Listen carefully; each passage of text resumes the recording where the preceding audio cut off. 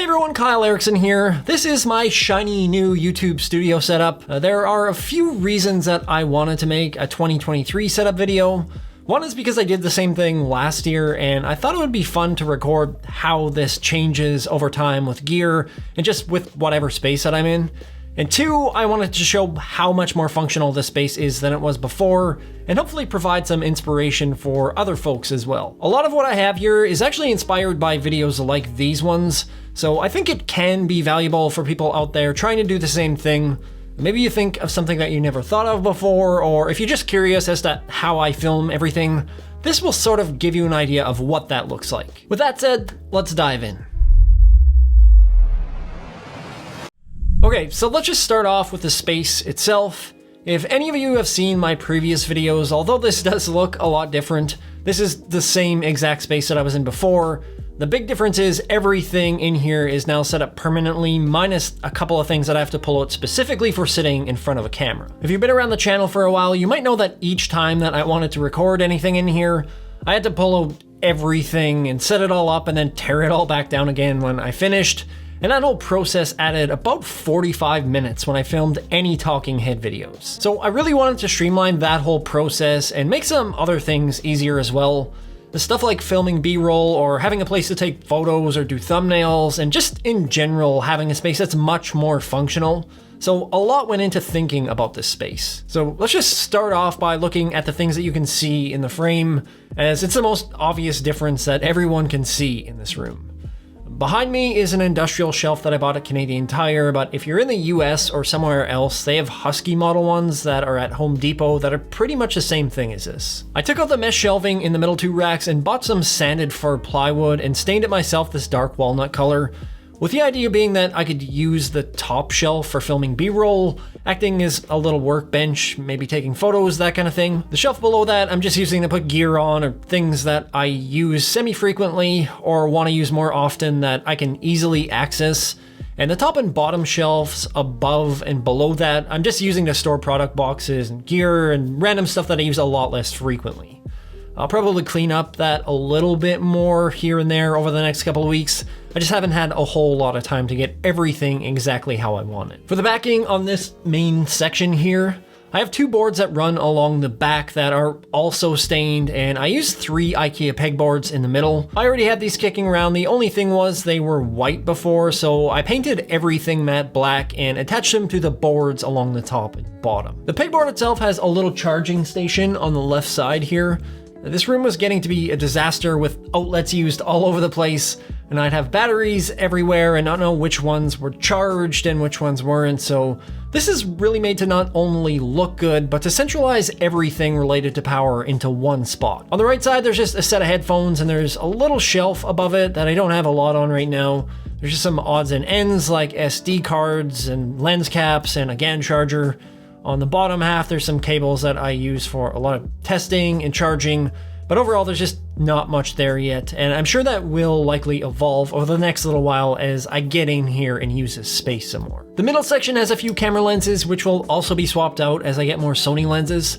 And just above that is some of my lighting, which is the next thing that I want to dive into here. I'm just going to turn everything off so it's dark, and I'll turn on each light and run through them one by one. We'll start off with the shelf illumination because it is the most noticeable when you have everything else off.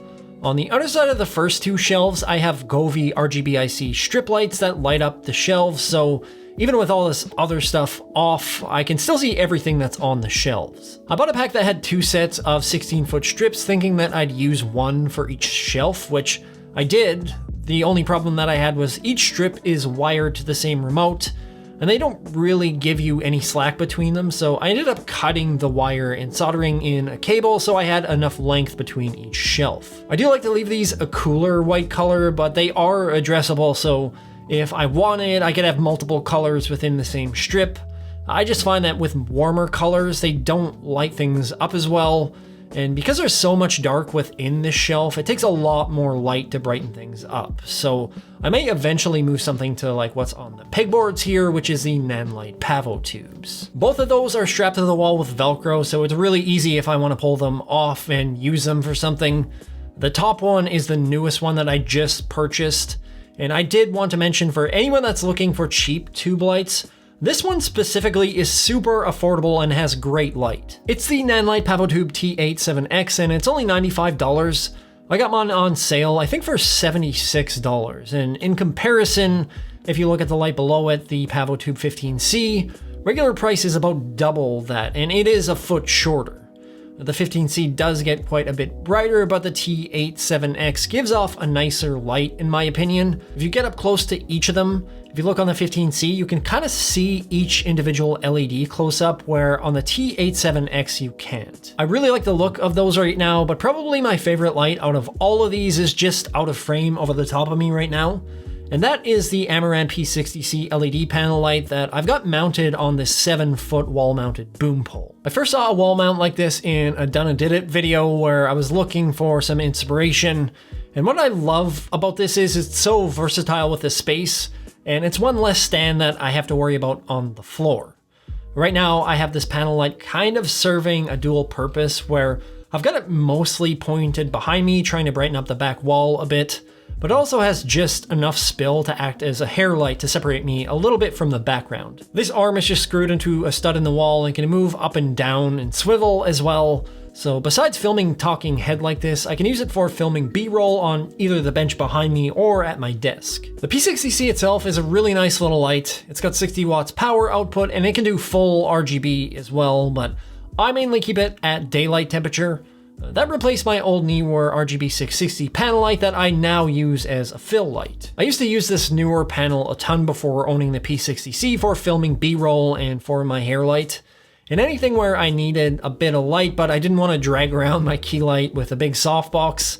But for some reason, if I wanted to run it at daylight temperature or on the cooler side, I'd have to very slowly bring up the brightness level from 0, otherwise it would stay dim and stay in a warmer tone. I don't know if it's just defective or what, but it's a huge pain to try and slowly dial up the brightness level all the time.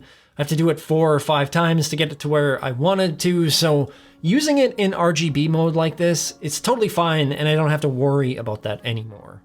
I also really like using PavoTubes for stuff like this as well because they give off a nice light, but this works just as well for this setup. Then there's my key light, which is the Amaran 200D, and that's an amazing little light. It gets more than bright enough for anything that I'm using it for, and I've got the Aperture Light Dome SE softbox mounted on that. I used to use the Godox SL60W, which is also a great little budget light if you're looking for a cheap Bowens mount light, but the 200D is a little bit smaller and much more powerful. The 200D gets about twice as bright as my old SL60. With the SL60, I'd have it set up like this running at maybe 70 to 80% brightness, where the 200D I have it only set to 30. I also use a grid on the softbox to prevent any light spill behind me. Without the grid, I just find that it tends to unevenly light the scene, where you get one bright side of the background behind me, and then on the other side it's really dark, so the grid just controls this a lot more. Outside of that, I just have a few practical lights just to brighten things up a little bit and to add a bit of texture so that everything doesn't get completely swallowed up by black and dark colors. And that's about it for lighting. You might have noticed an arm coming off my key light stand that's holding my mic, which is the next thing that we'll get into. As far as audio goes, I'm using the Deity S-Mic 2 that goes into my Zoom H4n Pro. And that is actually mounted on my light stand using the Insta360 motorcycle kit and selfie stick. I know it might be a little bit unorthodox, but it works and I already had it kicking around. The S-Mic 2 is a pretty new addition to the setup. I did my last 2 videos with it. And previous to that, I was using the V-Mic D3 Pro, which is still a fantastic microphone.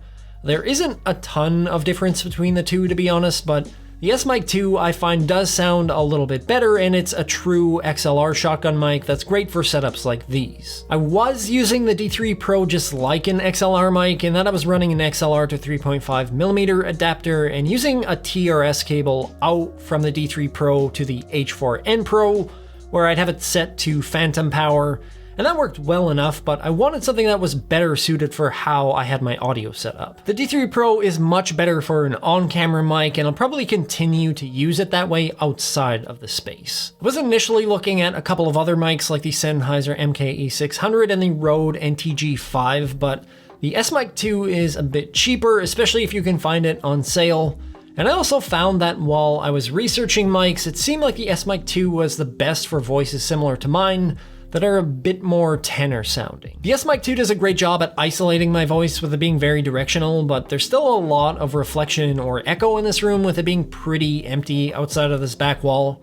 And to help out with that, I put up this Angler sound blanket on my C-stand, and I just wheel that out behind the camera, which kills it quite a bit. I also repurposed these foam sound panels that I've had for years and just fastened them together and stuck them in the corners, not only to help out with sound, but just to add a bit of texture behind me visually so that it's not just a bare wall. Finally, I film everything on my a7 IV mounted on a tripod, and I just use the stock Sony imaging app as a monitor on my iPad or my iPhone, which I can also remote record from.